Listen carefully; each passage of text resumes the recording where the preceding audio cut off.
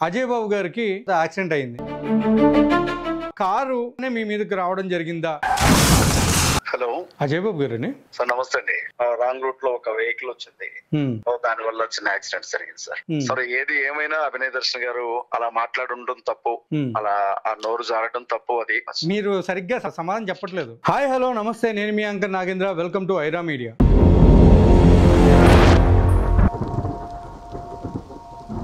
ఈ రోజు నేను ముందుకు రావడానికి ముఖ్య కారణం సిఎండిఎఫ్ అధినేత అజయ్ బాబు గారికి ఖమ్మం నుంచి హైదరాబాద్ లో ఉన్న ఉప్పల్ పోలీస్ స్టేషన్ కి వెళ్లే మార్గ మధ్యంలో అంటే సూర్యాపేట దాటిన తర్వాత యాక్సిడెంట్ అయింది. సో ఆ యాక్సిడెంట్ ఒక కారు రాంగ్ రూట్ లో రావడం వల్ల జరిగింది అనేసి ఆయన ఒక వీడియో పెట్టడం జరిగింది. ఆ వీడియోలో చూడడం జరిగింది. సో డైరెక్ట్ గా మన ఐరా మీడియాలో ఆయనకి ఫోన్ చేసి అసలు ఏం జరిగింది, అది నిజంగా యాక్సిడెంటా లేకపోతే కావాలనే మీ మీదకి రావడం జరిగిందా అనేటువంటి విషయాలు ఆయన అడిగి తెలుసుకుందాం. అజయ్ బాబు గారికి కాల్ చేసి మాట్లాడదాం. హలో హలో అజయ్ బాబు గారని సార్, నమస్తే అండి.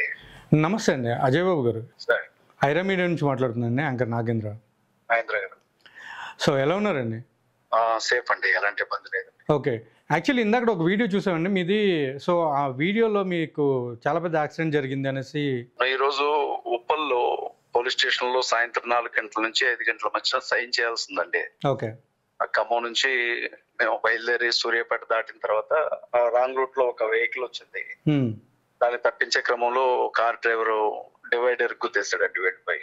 దాని వల్ల వచ్చిన యాక్సిడెంట్ జరిగింది సార్. ఓకే, ఆ వచ్చే కారు మీకు ఏమైనా అనుమానాస్పదంగా కనిపించిందా లేకపోతే? అలా ఏం లేదు సార్. అతను ప్రత్యేకంగా కావాలని చేసిందని నేను అనుకోవట్లేదు. ఎట్లా వెళుతూ ఉంటారు కదా సార్ కొంతమంది, రాంగ్ రూట్ లో వస్తుంటారు కదా కొంతమంది. ఓకే అండి, అంతే తప్ప దీని వెనక ఏదో పెద్ద కుట్ర ఉంది లేకపోతే ఎవరు కావాలని చేశారు అని నేనైతే అనుకోవట్లేదండి. Okay sir. ఓకే, అంటే జనాలకు కూడా ఏంటంటే ఈ మధ్య జరిగినటువంటి కొన్ని సిచ్యువేషన్స్లో మీ మీద కొన్ని కుట్రలు జరుగుతున్నాయి లేకపోతే ఏదేదో జరుగుతుంది. ఇంకా మీ లైవ్లో కూడా చూడడం జరిగింది. మీకు ఎట్లాంటి యాక్సిడెంట్ జరిగినా రేపటి రోజు దాన్ని మసిపూసి మారేడుకాయకి చేసి చెప్పినా కానీ నమ్మొద్దు అని చెప్పి మీరు కూడా కొన్ని వీడియోలు చెప్పడం జరిగింది. సో దాని మీద ఏమైనా జరిగిందా అనే ఉద్దేశంతో మీకు కాల్ చేయడం జరిగింది. థ్యాంక్ యూ నాగేంద్ర గారు. ప్రత్యేకంగా ఐరా మీడియా కృతజ్ఞతలు తెలియజేస్తున్నాను నాగేంద్ర గారు. ఒకవేళ ఇదేమన్నా రాత్రికాల సమయమో లేకపోతే ఏదైనా అంటే మీరు అన్నట్లుగా నేను కూడా అనుమాన పడేవాడిని, కానీ అందులో ఉన్నది కూడా పిల్లలే అండి, యవనస్తులు ఉన్నారు అందులో. ఓకే, రాంగ్ రోడ్ లోకి వచ్చారు అంతే అండి. రాంగ్ రూట్ లోకి వచ్చారు, వాళ్ళు కూడా ఆగలేదు, వెళ్ళిపోయారు వెంటనే. దీని వెనక ఎవరు లేరు సార్, అన్ఎక్స్పెక్టెడ్ గా జరిగింది అంతే, అనుకోకుండా యాక్సిడెంటల్ గా జరిగిన విషయమే. ఓకే, అంతేగాని అంతమించి వేరే ఏం లేదంటారు? అంతకు మించి ఏం లేదు సార్. ఓకే, మీది వైజాగ్ లో సభ కూడా ఎందుకు అయిపోయిందండి? అది వైజాగ్ లో మీటింగ్ ఏర్పాటు చేసాం నాగేంద్ర గారు. మీటింగ్ ఏర్పాటు చేసినప్పుడు వాస్తవంగా మేము అది రాజకీయ అవగాహన సదస్సుగా ఏర్పాటు చేసాం మీటింగ్ ని. ఇక్కడికి వెళ్ళిన తర్వాత కొంతమంది ఏమన్నారు అని అంటే, స్థానికంగా ఉన్నటువంటి పెద్దలు సభా వేదిక మీద రాజకీయ పార్టీల ఊసెత్తొద్దు అని అన్నారు. అంటే ఇక్కడ పరిస్థితి బాగాలేదు, మీరు బీజేపీ గురించి కానీ తెలుగుదేశం గురించి కానీ జనసేన గురించి కానీ మాట్లాడొద్దు అని అన్నారు. రెండోది ఏంటంటే, ప్రవీణ్ పగడాల గారి మరణం గురించి కూడా మీరేమి మాట్లాడకండి దయచేసి అని అన్నారు. వీటితో పాటుగా అక్కడ ఇప్పటికే మేము 1 lakh rupees కట్టేసాం. ఏఆర్ స్టీవెన్సన్ గారు మంచి స్వార్థ గాయకులు, మీకు తెలుసు కదా ఆ విషయం. వారిని ప్రత్యేకంగా ఆహ్వానించారు మేము. వారు పాట పాడడానికి కూడా 1-2 పాటల కంటే ఎక్కువగా పాడడానికి వీల్లేదు అని అన్నారు. రాజకీయ అవగాహన సదస్సును ఏర్పాటు చేసి రాజకీయాలు మాట్లాడకపోతే దేవుని వాక్యం మాట్లాడతాం అక్కడ? కాదు కదా. అంత ఖర్చు పెట్టి అంత చేసి సభ వేరే వాళ్ళ చేతుల్లోనికి వెళ్ళిపోయే పరిస్థితి. మేము అక్కడ ఏం మాట్లాడడానికి కూడా ఆప్షన్ లేకుండా అయిపోయిందండి. ఇలాంటి టైంలో మీటింగ్ జరపడం కంటే ఆపడమే మంచిది అని చెప్పి ఆఫ్ చేసాం సార్. అంటే ఆ టైంలో వాళ్ళు మిమ్మల్ని కొంచెం ఓవర్టేక్ చేయడానికి ట్రై చేశారు? అంతే సార్, అంతే అండి. అంతేగాని మీకు ఎలాంటి ఇబ్బంది అయితే ఏం కలగలేదు కదా అక్కడ కూడా? లేదు సార్, ఎలాంటి ఇబ్బంది లేదండి. ఇప్పుడు ఏదైనా జరిగితే ఓపెన్ గా చెప్తాను సార్ ఇలా ఉంది. అంటే మాకు వచ్చినట్టు ఇన్ఫర్మేషన్ ఏంటంటే, రాజకీయ లబ్ధి కోసం చేసేదానికంటే దేవుడు వాక్యాన్ని పంచితే బాగుంటది కదా అనే ఉద్దేశం ఎందుకు లేదు మీ అందరికీ అని చెప్పి మాట్లాడడం కూడా జరుగుతుంది. సో దాని మీద మీ అభిప్రాయం? ఇప్పుడు ఒక దైవజనుడిగా సువార్త సభల్లో మాట్లాడుతూ ఉంటాం, సంఘ పరిచర్లో మాట్లాడుతూ ఉంటాం, చర్చల్లో మాట్లాడుతూ ఉంటాం. ఇప్పుడున్న పరిస్థితుల్లో ఒకటి ఏంటంటే నాగేంద్ర గారు, క్రైస్తవులకి ఏదన్నా జరిగినప్పుడు అంటే చర్చిల మీద దాడి జరిగినప్పుడు కావచ్చు, బైబిల్ గ్రంథాలు తగలబెట్టినప్పుడు కావచ్చు, లేకపోతే వ్యక్తిగతంగా దాడులు జరుగుతున్నప్పుడు కావచ్చు, చర్చలు పడగొట్టినప్పుడు కావచ్చు, ఇది అన్యాయం అని చెప్పి మాట్లాడడానికి మా తరఫున ఒక ఎమ్మెల్యే గాని ఎంపీ గాని లేరు నాగేంద్ర గారు. మేమేం అడుగుతున్నామనంటే, ఇప్పుడు చట్టసభల్లో క్రైస్తవులకు సంబంధించినటువంటి వ్యక్తులు కూడా ఎమ్మెల్యేలుగా ఎంపీలుగా ఉంటేనే తప్ప మన బాధ బయటికి తీసుకురావడానికి, మన కష్టం చెప్పుకోవడానికి మనకు అవకాశం దొరకదు అన్నది మాలో బలమైన నమ్మకం ఏర్పడింది మాకు. దాన్ని బట్టి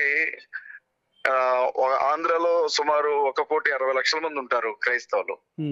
తెలంగాణలో ఒక 60-70 లక్షల మంది ఉంటారు. అంటే సుమారు 2,50,00,000 2,60,00,000 మంది క్రైస్తవులు 2 రాష్ట్రాల్లో ఉన్నప్పుడు మాకు ఒక ఎమ్మెల్యే కూడా లేడు, ఒక క్రిస్టియన్ ఎమ్మెల్యే లేడు మాకు అసెంబ్లీలో, ఒక క్రిస్టియన్ ఎంపీ లేడు పార్లమెంట్ లో. మరి మా తరఫున మాట్లాడడానికి ఎవరు లేరు కదా నాగేంద్ర గారు. మేము మా బాధ చెప్పుకుంటే పోలీస్ స్టేషన్ కి వెళ్ళి పోలీసులు కేసులు నమోదు చేయట్లేదు, కేసులు నమోదు చేసినా వాటిని పట్టించుకోవట్లేదు.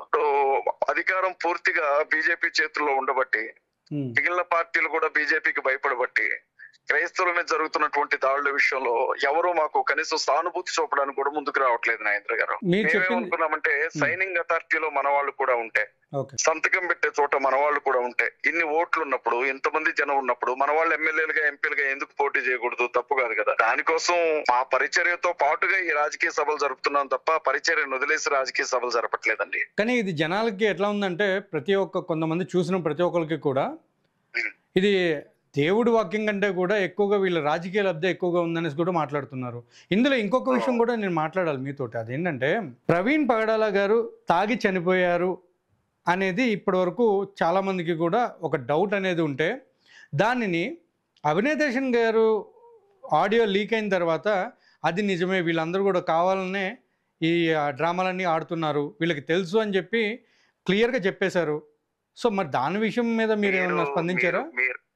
మీరు ఒక ఆలోచనకు వచ్చేసి, మీరు ఒక డెసిషన్కి వచ్చేసి మీరు చెప్పాలనుకుంది మీరు చెప్తే దానికి నేనేం చేయలేను నాగేంద్ర గారు. నేను ఆలోచనకు వచ్చాను అనే దానికంటే అజయ్ బాబు గారు మళ్ళీ ఆలోచించండి. ఆ ఆడియో మీరు విన్నారా లేదా? ఆడియో విన్నారా లేదా? వినండి బ్రదర్, వినండి. ఒక విషయం వినండి. సందర్భం ఏంటి, ఏ సందర్భంలో మాట్లాడారు అన్నది కూడా చూస్తాం కదా.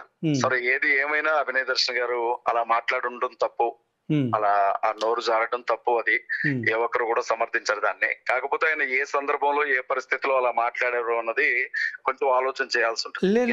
ఇక్కడ నేను కూడా ఒక విషయం చెప్పాలి, నేను ఒక విషయం కూడా అడగాలి. మళ్ళీ మాట్లాడదామండి. అజయ్ బాబు గారు, థ్యాంక్ యూ వెరీ మచ్. మీరు సరిగ్గా సమాధానం చెప్పట్లేదు. ఆయనకి యాక్సిడెంట్ జరిగింది, పరామర్శించడానికి అని చెప్పి ఒక చిన్న కాల్ అయితే చేసాం మనం.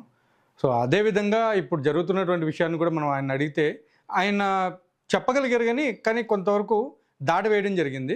నిజాలు అనేది ఇంకా నిలకడగా తెలుస్తాయి. అప్పటి వరకు ప్రతి ఒక్క క్రైస్తవులైనా కానీ లేకపోతే ఎవరైనా సరే ఆలోచించండి. అడిగిన దానికి ఆయన సమాధానం చెప్పకుండా తర్వాత మాట్లాడతాను అని చెప్పేసి ఆయన కట్ చేయడం జరిగింది. మేబీ సిగ్నేచర్ దానిలో ఏమన్నా బిజీగా ఉన్నారేమో, వచ్చేసారేమో, మరి విల్ సీ. మనం నెక్స్ట్ టైం మనం డైరెక్ట్గా ఆయనతో ఇంటర్వ్యూ చేసి మాట్లాడడానికి ట్రై చేద్దాం. Thank you.